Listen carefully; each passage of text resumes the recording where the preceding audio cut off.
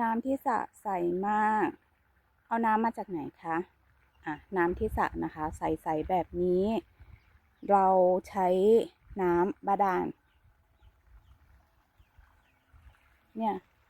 สูบน้ำบาดาลลงสระแล้วเราก็ใช้ระบบน้ำนะคะก็คือพักน้ำไว้ที่บ่อเลี้ยงปลานี่แหละ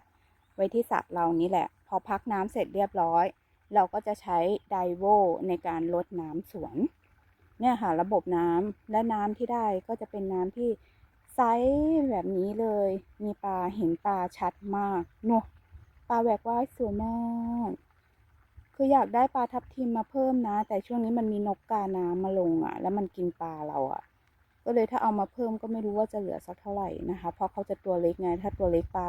ไอ้นกกาน้ำมันลงมากินได้ง่ายเนี่ยลูกปลาเราก็หายไปเยอะนะลูกปลานิลเราเพราะฉะนั้นก็พักไว้ก่อนนะคะเรื่องเลี้ยงปลาเอาเท่าที่มีก่อนเนาะ